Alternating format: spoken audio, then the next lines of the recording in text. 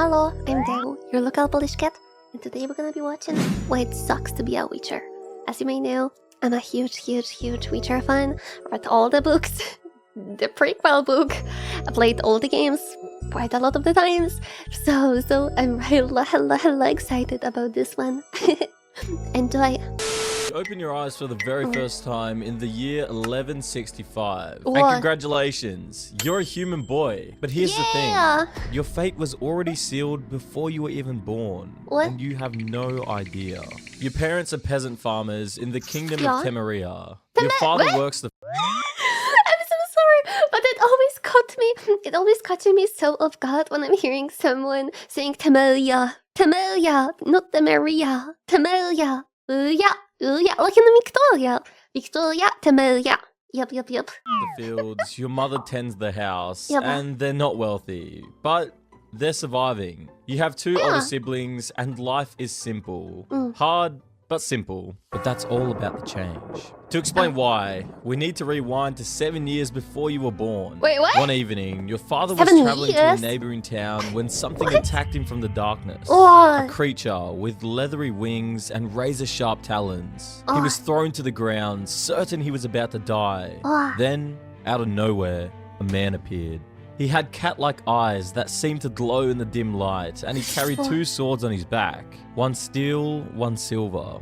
The stranger fought the creature with inhuman speed and precision, killing it in minutes. When it was over, the man revealed himself as a witcher, a professional monster hunter. And for saving your father's life, he was now owed a great debt of gratitude. So the Witcher invoked the Law of Surprise. You see, the Law of Surprise is an ancient custom as old as humanity itself. It's a way of claiming payment through destiny. The law dictates that a man saved by another is expected to offer to his savior a reward that is unknown to one or both parties. The words are simple. Give me that which you already have, but do not yet know about. It sounds harmless. Strange even. Why not just ask for money?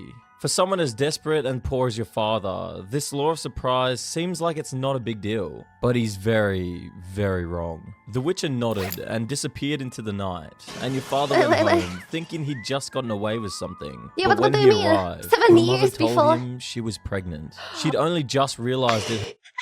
I just realized I think it was supposed to be like 7 or 8 months before, not 7 years. Oh no! Wait!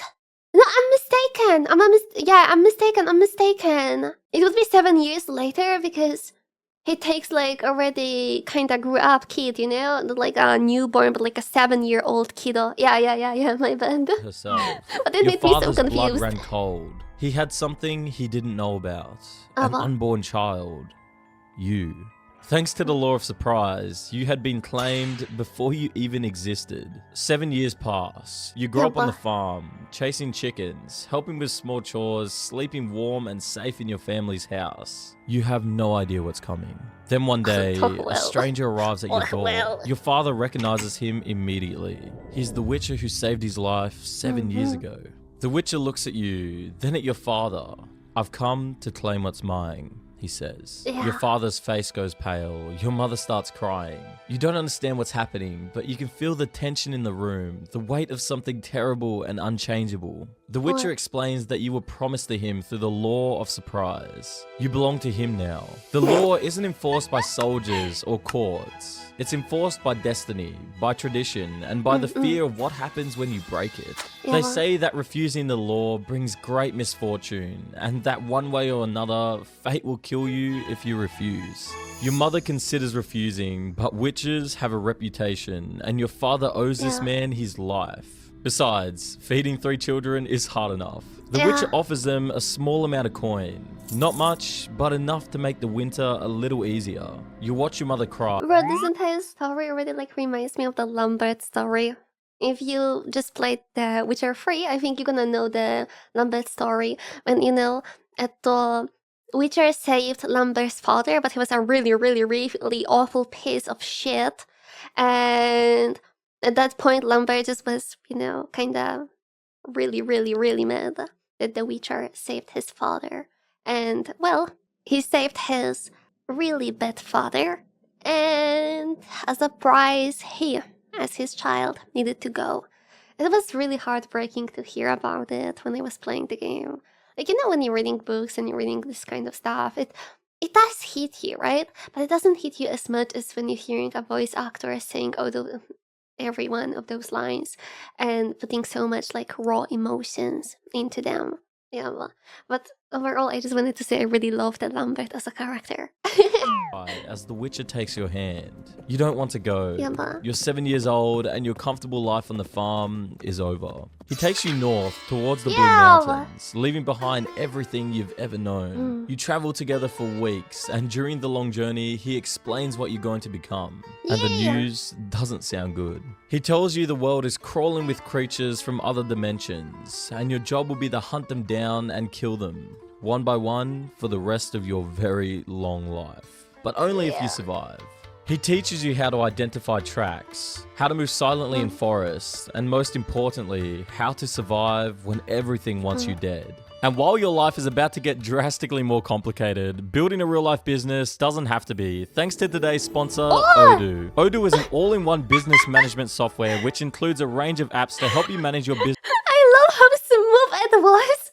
Business easier. Odoo handles everything from accounting to project management and all in one place. As a soon-to-be Witcher, you're going to need to get clients who will pay you to slay monsters for them. And what's the best way to draw in new customers in the 1100s? That's right. An awesome website. With Odoo's website app, you can create your own site for free thanks to their one app free for life offer. Getting started is easy. Just sign up, hit website, and type the name in. Mine is pleasepaymetokillsomething.odoo.com. The website builder is ridiculously easy.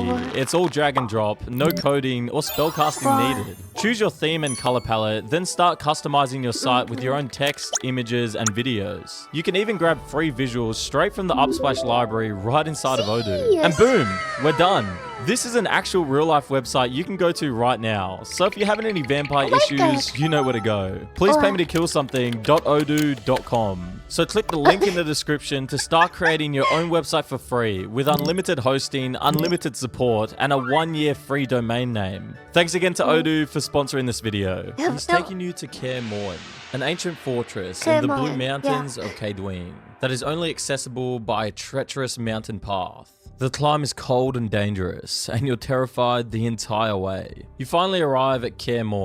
It looks impressive, until you realize that this will be your prison for the next few years. When you walk through the courtyard, you see around a dozen other boys, aged from around 7 to 12. Like you, some were given in exchange to pay off a debt, but others were sold by their desperate parents or are orphans who had nowhere else to go. You also see- actually, if I remember right, most of the kids that were to become a Witcher didn't really come from the Law of Surprise.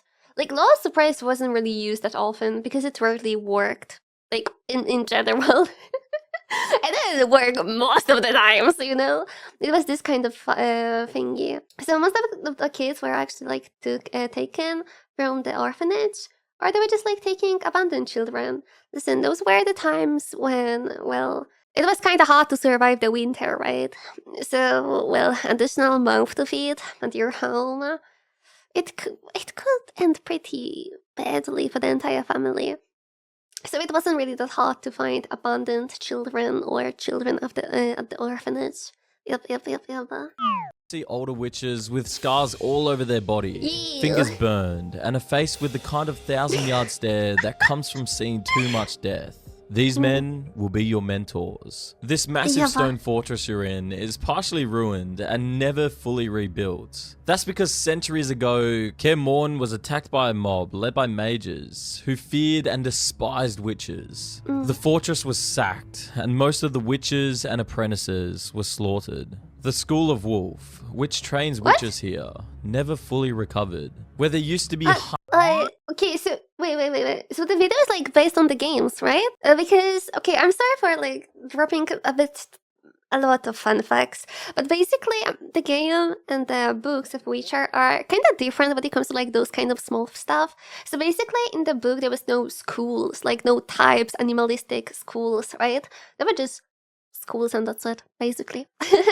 But in the game it was made into like few different ones where, you know, all of them had like a different let's say, characteristics, like the Viper just being some assassins and stuff. So basically, the thing about the animalistic school is that they didn't exist in the book. And that's the kind of difference, like, the game is a bit different from the books. And the differences are not really that important there. They usually, kind of this kind of small stuff. I think they added it to the game. It was added by the City Red because of the fact that it just made a lot more quests for the player to play. All the quests about gathering different equipment from different schools. And I think that was a pretty good choice, not gonna lie. Hundreds of witches. Now, there are maybe a dozen old ones left, and they only take in a handful of boys every few years. The training begins immediately, and it's beyond anything a child could ever handle. You wake up before dawn every day for physical conditioning, running up and down mountain paths with weighted packs, combat drills with wooden swords, learning to move silently, and building endurance. The witches who train you are cold and distant. If you can't keep up with combat drills, you get hit hard. You're also taught to read and write, which is actually unusual because most peasants are illiterate. Witches need to read bestiaries and contracts, recognize magical symbols, and understand alchemical formulas. You study monster biology, learning the differences between neckers and drowners, how to identify a bruxar versus a higher vampire, what oils and potions work on what creatures. As a witcher, you have to memorize hundreds of books to know how to hunt and kill every type of monster out there. The training is brutal, and the other boys become your brothers in suffering. You share the same dormitory, eat the same terrible food, and get the same brutal punishments when you fail. Wait, was the food actually that terrible? I don't know if I remember it right. But if I remember it right, it was not actually described as a awful food. For the medieval kind of cooking, it was described as a pretty good one. It was really nutritious, and if I remember also right, there was a lot of mushrooms added to it. So basically at this point they were already starting the chemical stuff that's gonna probably appear in a minute. Which happens a lot. But it's not the worst part. The worst part is knowing what's coming. You see, Witcher training has two phases. First, there's the physical and mental training that lasts for years. You're taught swordsmanship, specifically a witch's style that uses both a steel sword for humans and mundane beasts, and a silver sword for monsters born or altered by magic. The steel sword wasn't really for the humans in general. It was usually just for the monsters that were kind of weaker. The silver one is for the monsters, but sometimes the monster was a bit weaker or, didn't react to silver, so there was no need to use the silver. All the fairy tales about werewolves and how you need to, try to kill them with the silver knife or something, right? It's this kind of the story. Some monsters had the kind of weakness against the silver, but silver is a really soft material and it's expensive. So basically, in any moment, they could use the steel knife, they would use the steel knife. The knife and the steel sword. And also, it wasn't really a double. Okay, that's another difference from the book. I feel too nerdy today because of that. But in the books, they weren't really carrying two swords on themselves. There was always the second sword, but it was usually on the horse, so on the płotka, not on them all the time. So it wasn't really taking out with one sword and the next second taking out another sword or something. They were usually just going with one of the swords because, you can't have your horse near you when you're fighting. But that's it. I feel like I'm really nerding right now. You also learn alchemy, how to brew potions and oils from monster parts and herbs. But all of this is just preparation for the second phase, the trial of the grasses. It's a deadly, inhumane, and downright evil rite of passage that will either turn you from a witcher apprentice to an actual witcher or kill you. And at 12 years old, it's your turn. The trial of the grasses is a series of alchemical mutations that transform a normal human into a witcher. It involves ingesting a combination of mutagenic compounds, extracts from rare herbs and monster essence that fundamentally alter your biology. The process is excruciatingly painful and has a mortality rate of around 7 in 10. Yeah, but it was also because, you know, like the first wave of this was just to destroy your body a little bit, so then your body would kind of like adapt and absorb the new ones, the new stuff. I think you could see it the most in like Witcher 3 with this I don't know, I don't remember the name of this ugly elf. When we were doing basically this kind of stuff to him. It was first to destroy and then to resize, rephrase, reshape the body. Means most boys who undergo the trial die screaming. You trained for years knowing this was waiting for you. You watched the other boys train alongside you, becoming your friends, knowing that most of them will be dead before they even become teenagers. You're brought down to the laboratory beneath Kaer Morhen. It's a cold, stone-filled room with alchemy equipment and tables with restraints. They strap you down and give you the first mutagen, a foul-tasting liquid that burns your insides going down. Within minutes, the pain spreads. It feels like your blood is boiling, like your bones are breaking and reforming, and like your eyes are melting. You scream until your throat is raw, then pass out from the pain. Once you wake up, they give you another mutagen, and the process repeats for days. And unfortunately, surviving the trial of the grasses isn't enough, because there's another trial waiting for you. The trial of dreams. They give you special mutagens that awaken and expand your senses beyond human limits. These mutations change you fundamentally. You begin to see in darkness, hear heartbeats from across the room, and smell things you never could before. But the process is so intense that most will lose their sanity or die before it's complete. When you finally wake up from this nightmare, everything has changed. Your eyes develop cat-like pupils that can see in near total darkness. Your reflexes become superhuman. You can react faster than any normal human. Your strength increases, your bones become denser, your metabolism changes so you can survive on less food and water and can tolerate poisons that would kill any normal person. Your emotions become muted, not intentionally, but as a side effect. You'll still feel things, but they'll be distant, controlled. You're also rendered I think the part about the emotions in general is kinda debatable. I think if you're gonna talk with a lot of people who are really into Witcher, a lot of them gonna think something else or believe in something else about it. I don't know if there's like a canon thing for this, but I don't really think their emotions were like erased or that much damped, because if you're gonna look at the books, even in games, they still have those emotions. They still joke a lot. They still like have irony. They still are really, really mad sometimes. I think there was even, I remember one scene when like Geralt in books really, really crashed out. And I know when talking about this case, you know, talking about Geralt is Geralt was an exceptional case because his mutation were stronger, to say it this way. But basically, I think like the way they were stopped feeling all of the emotions and stuff is that they didn't stop feeling them, they stopped showing them, basically.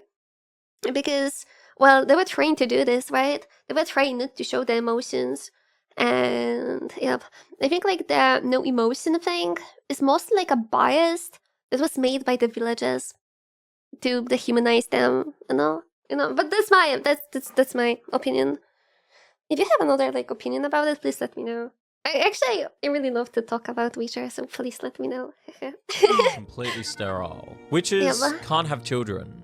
This is a permanent side effect of the mutations. Out of the remaining 6 boys who were still alive when you began the trial, 2 survived. The other 4 died while strapped into the table. One boy's heart simply stops. Another's internal organs shut down. The third starts convulsing and doesn't stop until he's dead. Their bodies are buried in the courtyard with all the other boys who died during previous trials. Normally, you'd cry, but now you just feel nothing.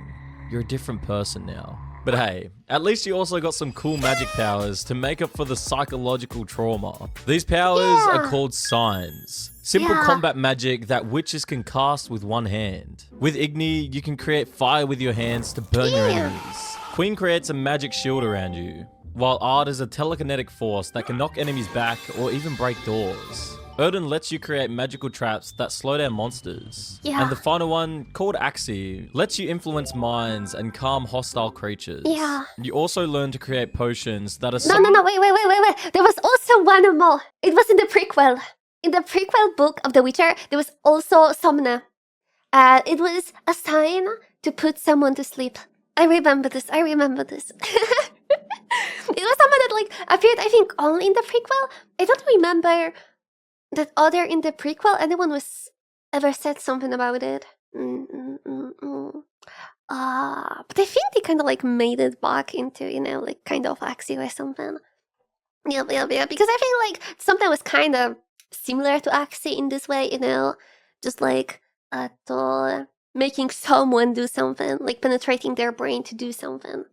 So toxic, they would kill normal humans instantly. You can use them to heal wounds faster, accelerate your reflexes, or to increase your strength. But each one you drink makes you feel like your entire body is burning. If you drink too many of these potions, you'll poison yourself to death. Your training continues for several years. Fighting against simulated monster attacks and preserved specimens, never live monsters, which would be far too dangerous to keep.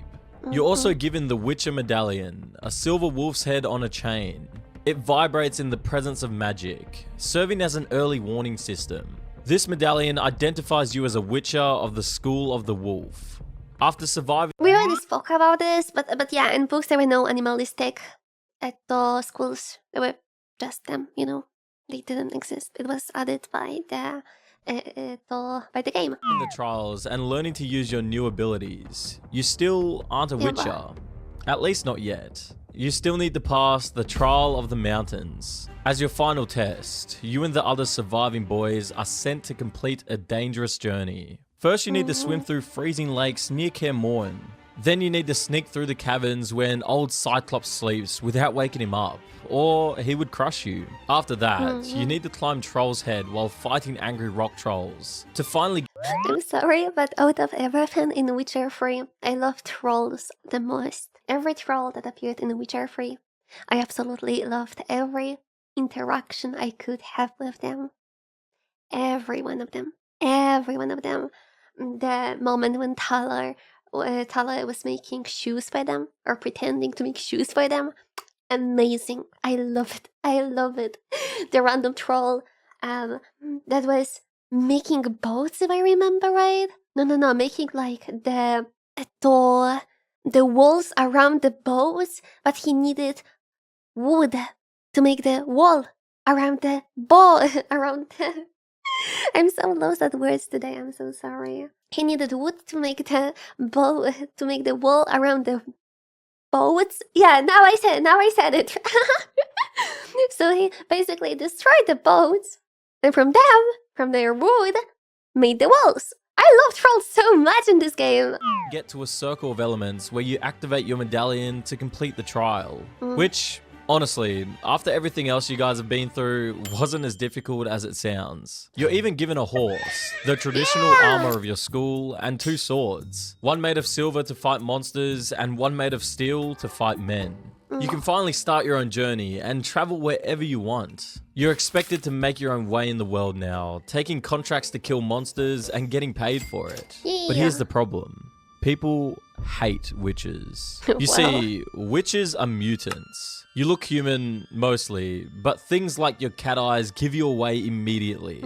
People are deeply uncomfortable around you. They think you're unnatural, that you're barely a human anymore. Parents tell their children stories about witches to scare them into behaving. The priests of the Church of the Eternal Fire calls you an abomination. Your first stop is in a nearby village, and you immediately feel the weight of every person's stare. People see you as a soulless murderer that's closer to a monster than a human. They'll only deal with you when they absolutely need something killed. And even then, they'll treat you like a necessary evil. You continue and eventually find the village notice board where you see... Bro, not gonna lie.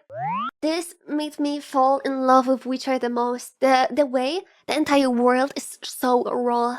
This world is like filled with so much prejudice, with so much, I would say, just basic humans' emotions that we can see in everyday life, you know? Like people bring prejudged, prejudged towards anything.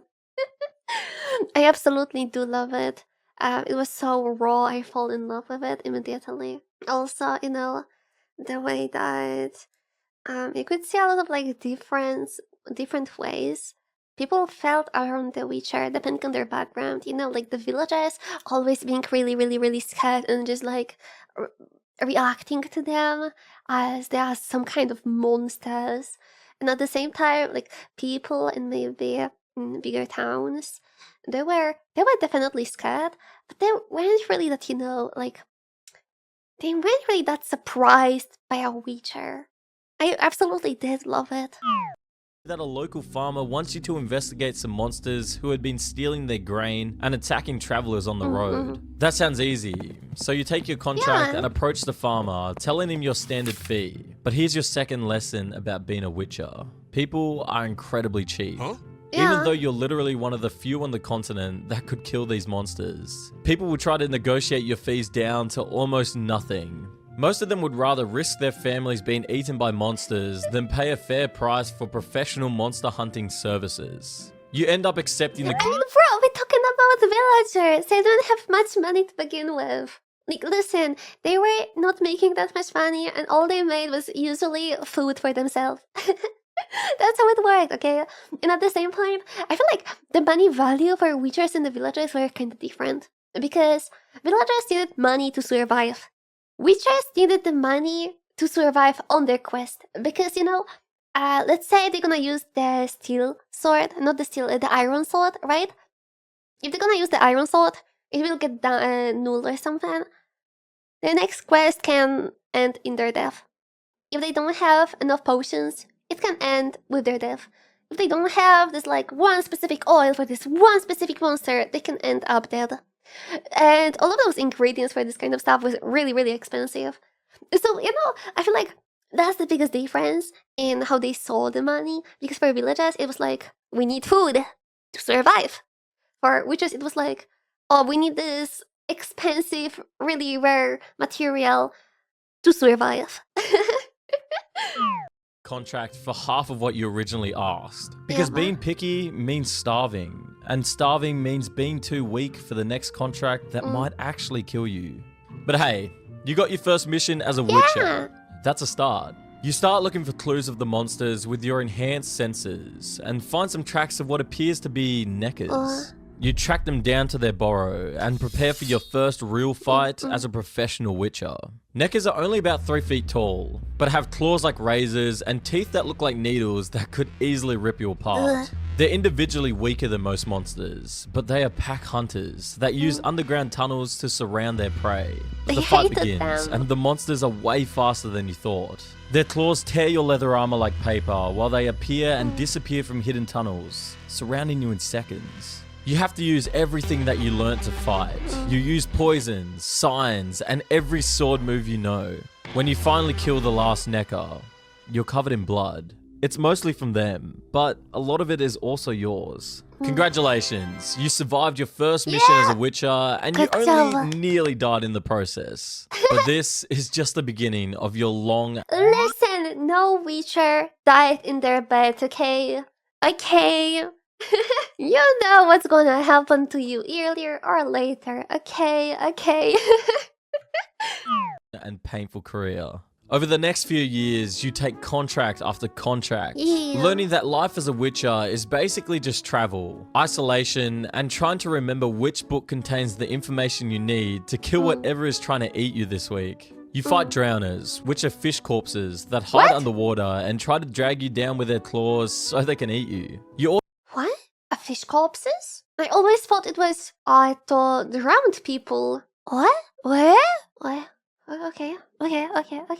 Also save sheep on a farm from a griffin. A 10-foot tall monster that's half eagle, half lion, with talons that can punch through your armor. One contract to almost end your career when you barely survive fighting a Strigger. A cursed woman transformed into a 7-foot creature with enough strength to break stone walls and speed that makes her... Is that the Anina? Nearly invisible in darkness. You fight with her all night, and you only win because the curse breaks at dawn. You survive all of this, but unfortunately, when you're not actively fighting monsters, life on the road isn't any better.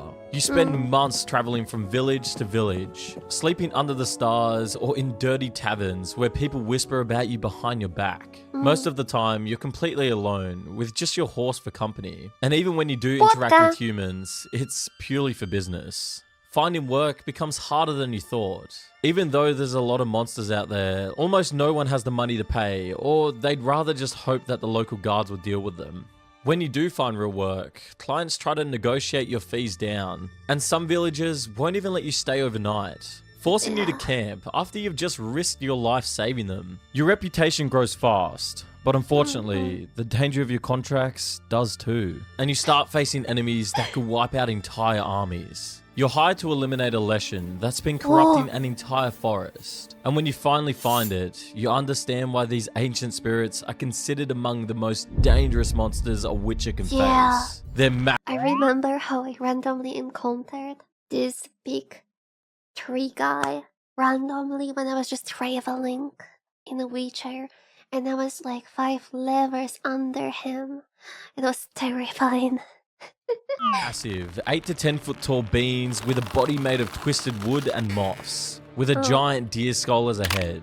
The leshen doesn't just fight you directly, it also commands the entire forest, turning wolves into its guardians, summoning ravens to see all your movements, and causing roots to come from the ground to capture you. Fighting one of these feels like battling an entire ecosystem that wants you dead. But you really understand your limits when you face down a higher vampire. These creatures look completely human until they turn their hands into massive claws and move so fast it seems like they teleport from one place to another. They can also crush bones like they were nothing, turn invisible when they want, and on top of that, they can almost never be killed. Only another high vampire or an extremely powerful witcher might truly destroy one. In this fight, you're... If I remember right, actually only the high vampire can kill them. Like, you just cannot destroy them. Even if you're gonna destroy them, they just gonna regenerate over the time. Yep. So no, only other higher vampires can kill them. Confidence is absolutely rocked when you realize that some monsters are simply beyond a witch's ability to handle. Sometimes winning... Well, yeah! We're fighting with this particular high vampire. This guy was the leader of the high vampires, if I remember right. Fighting with this guy? That was the guy that other high vampires didn't even want to mess with. Means knowing how to run away and hope the creature doesn't follow you. The biggest problem with being a witcher is dealing with human. Not every monster contract is actually a monster. Sometimes you arrive at a village to kill a beast and discover it's actually just a person cursed by magic. Or sometimes there's no monster at all. Just superstitious peasants looking for a scapegoat. You try to be neutral. Witches have a code. Take payment, kill the monster, don't get involved in politics. But actually, no. Witchers didn't have any code. The code was something that Geralt randomly started. And actually, it was just like his idea in general. It was made up by him, and it wasn't really like used. Other witchers didn't really give a fuck about it. If other witchers did use the code, it was because they didn't like what they was supposed to do. So like they were getting a quest or some kind of order from someone, and they really didn't want to do it. So they just blamed the code and decided they ain't gonna do it. The code doesn't allow him to. Because in the end, there was a lot of like witchers who were like king's advisors and stuff. So in general, witches did sometimes mess up with politics. I mean, you can say even Geralt did a few times. In Witcher 3 even more, like you had the option to kind of mess up with the entire the quest about killing the king or like helping with killing the king. But neutrality is harder than it sounds. When war breaks out between Temeria and Nilfgaard, both sides... I hate Nilfgaard. I hate them. I absolutely hate them. And now, listen. If some of you proceed with the quest of killing the king in Witcher 3, and then you decided to make Temeria into a Nilfgaard state, I don't trust you. I can't say I don't respect you. I kinda do respect you. But it was an awful decision. I know you needed to kill Tala for this. The second guy that the name I don't really remember, and his friend. But in the end, I believe it was one of the worst choices to make. And in general, if you really wanted to be like lore accurate, Geralt, you'd never ever start this quest in the first place. It's try to hire witches as assassins. When you refuse, they both see you as an enemy. The years pass. You're 30 now, then 40, then 50. Witches age slowly. The mutations extend your lifespan considerably. You'll probably live for over a century if something doesn't kill you first. But that's really not as great as it sounds, because everyone you might care... I think it was hinted that Vesemir was around 300 years old, if I remember right. So basically they live like hundreds of years at some point. The only thing is that you could kinda see sometimes, not specifically their age, but you can see like how much experience they have as a Witcher, because the Witcher's mutation actually made their hair go grey pretty much faster than in normal people. Care about ages normally. You can never have real relationships. You're sterile, so that... You can start romancing a wizard! means no family. Wizards also are sterile. They cannot have kids as well. Win-win. Constantly traveling, so you don't have a permanent home. You're feared... Some wizards also travel a lot, even more when there was the hand on them. See? Just start romancing a wizard.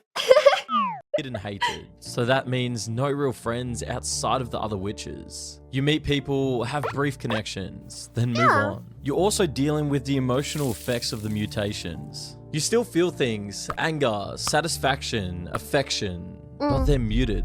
It's like experiencing emotions through a thick pane of glass. Some witches say this is a blessing, that it helps them do their job without hesitation. No, I would still say it was not the mutation thingy. I would still say it was their experience. Basically, you know, they were going everyday lives, usually seeing a lot of deaths, a lot of corpses, and they were just taught not to show emotions, and that was what was expected of them, you know?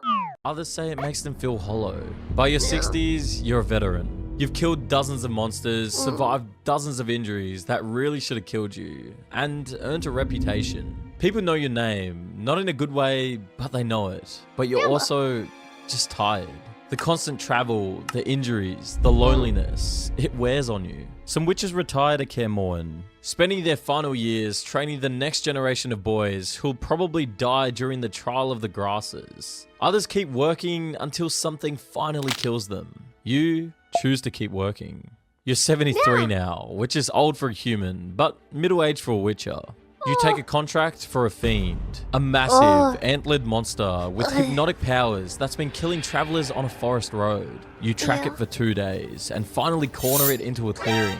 The fight is brutal. The fiend is strong, fast, and its hypnosis almost gets you twice. But you're experienced and you know what you're doing. You dodge its charge, roll under its legs, and drive your silver sword up through its chest. The fiend collapses. You're about to finish it off when you hear a noise behind you.